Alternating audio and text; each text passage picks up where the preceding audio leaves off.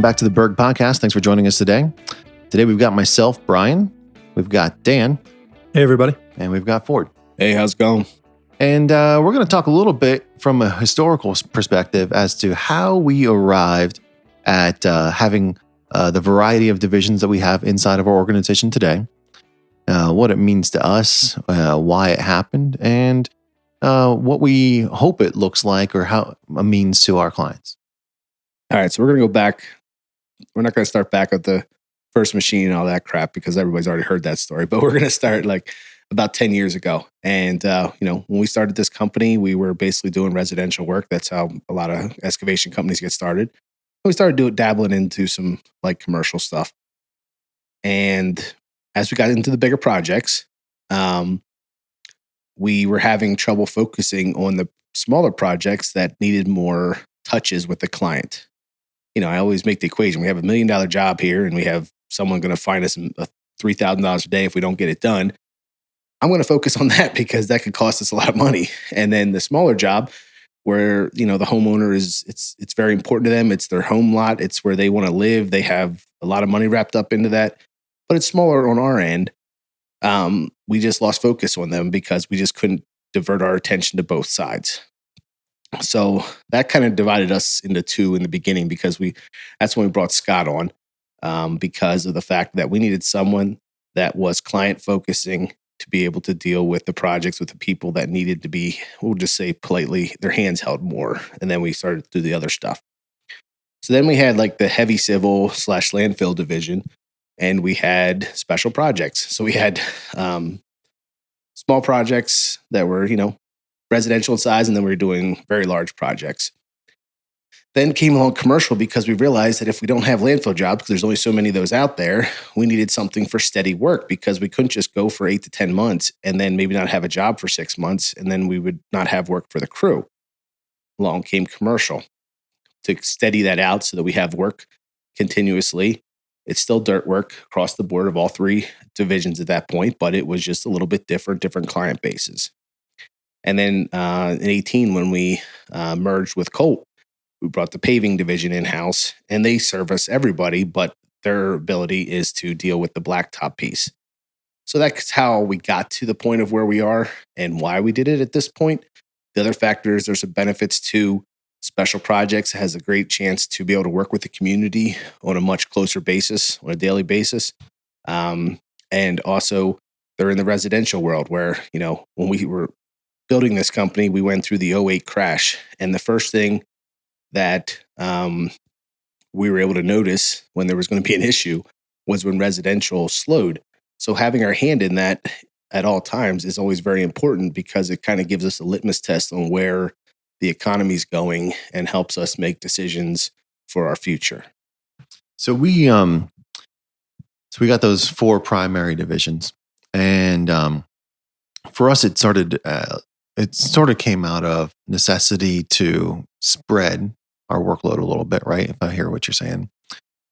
But why is that different from how other organizations in our industry do it? So a lot of people have divisions. It's not that unusual to see a paving division or a dirt division or et cetera. So why is that a little bit different?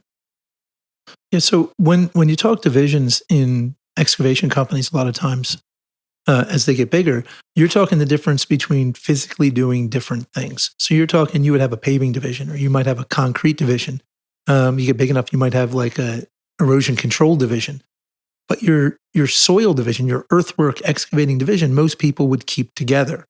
And then they would sort of, they would work on improving and narrowing their focus to say, we are really good at doing this. So let's just keep doing that. And let's do more of that and not really branch out. We've taken a different route in saying, as Ford mentioned with 2008, to say it is better if we are involved, we're diversified. We have a broader scope of work. And people identify that often, it is unusual to have a company who will do a $3,000 septic or a $10 million landfill cap or a $7 million, or even, with a couple of the projects we have, $17 million site package. Or we will pave. And with the paving, we will do the public paving, or we could pave your driveway, or we could mill out something, and do some work with ADA stuff. So we've made a conscious decision that by allowing each of these teams to be able to focus on doing something they're really good at, and then letting them grow that piece of the business themselves, we have a broad spectrum of work that we can do, and we're able to balance that over time and over different market changes to make sure that we're able to maintain work for our guys at all times. And it really speaks to another point about the divisions, which is the divisions are for client purposes. They're for client-facing relations. They're different, different client touches needed, different expertise. But many of the guys in our team can do any of these jobs. We could send them to any different job. Now, people like the consistency of knowing who you're working with and developing a certain relationship, especially with big, heavy equipment and working around each other. But they're able to do any of them. But it's more that the client is able to look at us and say, Berg is a company that I could bring in to do a $3,000 septic. And a different guy could say, Berg is a company that could put a $10 million cap on. And another company could say, Berg is a guy that could go do Longwood Gardens for Bancroft. And you don't have a lot of companies where a person would say that the same company could do all three of those things, because people tend to focus on what they're good at.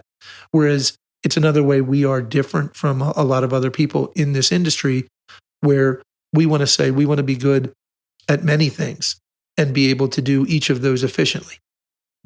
Yeah, when you say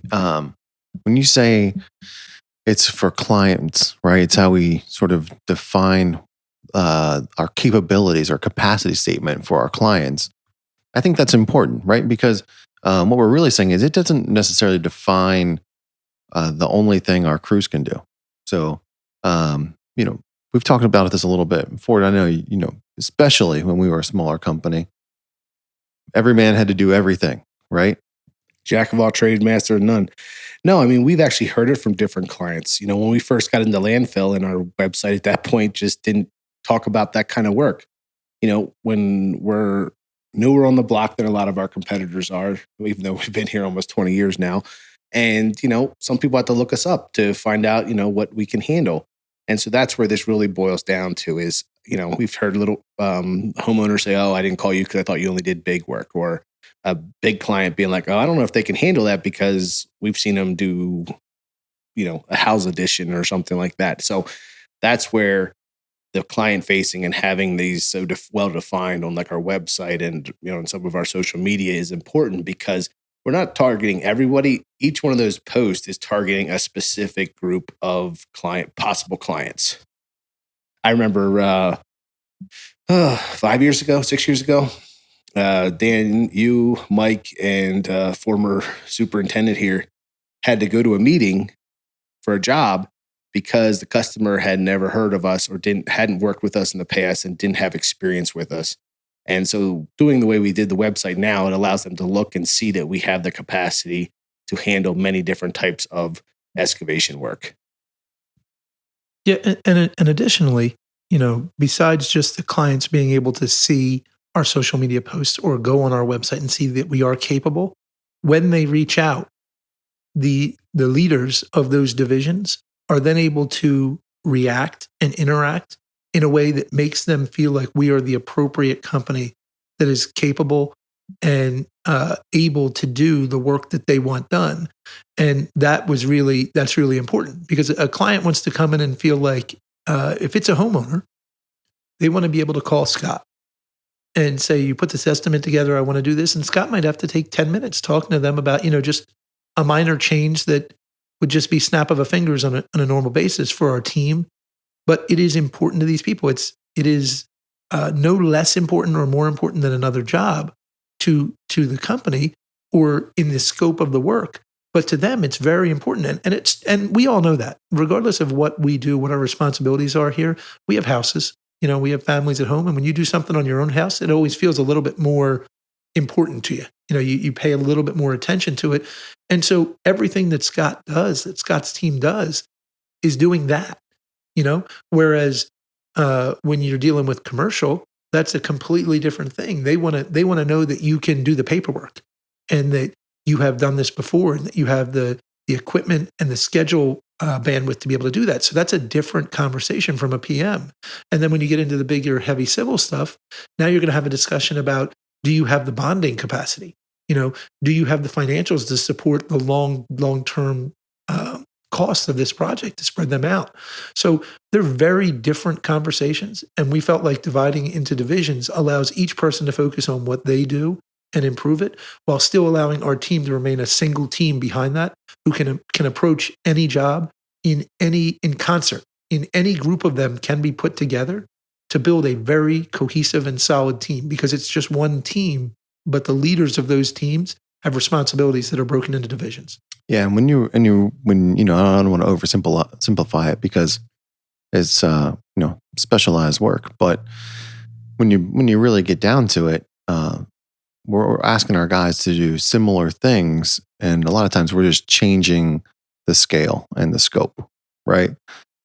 Yeah, in one of the meetings that Ford was talking about, and it happened a few times where we'd have to go out and sort of make the case for that Berg is big enough or is capable. And I would often say to people, I would lean on the landfill. And they would say, well, you've never built a pad this big, a building pad. And I'd say, well, we, just 3 years ago, now it's been 8 years, but just 3 years ago, we built a 26-acre pad. Now, the pad was on a 3-to-1 slope and had to have ditches through the middle of it, which made it much more complicated. And they sort of looked at me and I was like, building a landfill is harder than building a pad just because it's vertical, not because the work is harder, because of the requirements and the specs and the slope.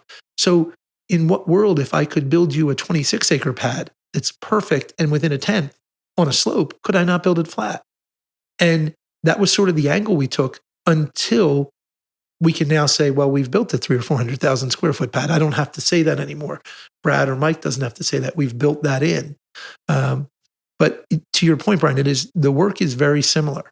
And ironically, special projects is the hardest team to work for, because special projects, you have to be able to do everything at any point on any given day, regardless of what your role is on that team. And when you get, the bigger the crews get, the more specialized it gets. And so, someone might be a very good dozer operator, but not a very good pipe layer. And if you drop into special projects where a lot of the guys learn to do what we do, those guys can lay pipe. They can put it in an underground basin. They can put it in a septic. They can build a pad. They can dig a basement. They can put it in a driveway. They can stone the driveway. They can take the ENS out. They can so there's nothing that we do in our big crews that they can't do. So it's really a funny thing, because you think, like, you see the bigger equipment you see everywhere, you think, oh, that's really complicated. But our special projects crew is a great training area for us as well. Well, and with that, the other thing that you were talking about the clients, most businesses choose, do they want to be a B2C or a B2B company, business to business or business to consumer? And the reality is that we're both. With the special projects is business to consumer sometimes. Sometimes they're working for builders, sometimes they're working for homeowners, whatever, that kind of thing. When you're doing B2B, it's a different relationship. You're working with another professional on the other side. They understand the building process. They understand how changes happen. They understand design changes. The business to consumer side, that's a different thing. It has to be much more explained. It has to be laid out in a slow fashion, and it just can't be sending them a piece of paper saying, hey, this is being changed. And so that's where those touches become more important in that level. Yeah, which I think is important to note, because as our organization has grown, we didn't always get it right. Like we've learned a lot in the last 10 to 15 years as an organization. But one of those things is, while we slowly spread out or created these divisions so that we had this portfolio of work available to our folks and to our clients, was that it did take some level of focus, or making sure we had people in the right places from a leadership perspective, so that each one of those things could get the appropriate attention, right? Yes, exactly. The attention needed, the time it takes, on a commercial job, they usually have monthly or weekly meetings. That might be the most they have. Some of them are weekly, some are monthly, depending on the job. So you might see your client 12 times a year. You might see them,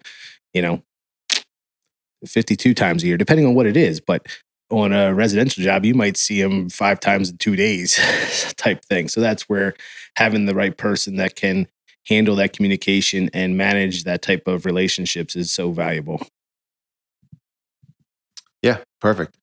I think that's a great summary of why we have divisions. I hope it helps answer some questions for our folks in the field. And I hope it helps answer some questions for some of our newer guys. Our newer guys may have come from a place where if you worked for the commercial division, you only did commercial work. And it is one of those things that makes us a little bit different. Well, the other thing I want to just mention here at the end is the relationship with, being the whole big team together and the ability to work in different divisions is that that's how it's supporting your teammates. If you have to jump off of a job and go help on another job, sometimes people don't like that because they like the familiarity of working on one project. But if you're helping out another team, you're helping out the greater good, as we always like to say. And so it's important to take that as best you can with a positive attitude. You're probably not going to be there permanently, but you might be there for a couple of weeks to help out if there's a shortage or if your job site's slowing down a little bit. And it's all about keeping a constant paycheck for our team members. It might be a little different paycheck or different things depending on where you're working, but being able to jump between teams is a asset to the person, not a detriment. Yeah, for sure. That's a great point. Well, thanks for joining us. Hopefully that helped answer some questions about why we have so many divisions and why we have not specialized like so many other organizations have. And we look forward to having you with us another day.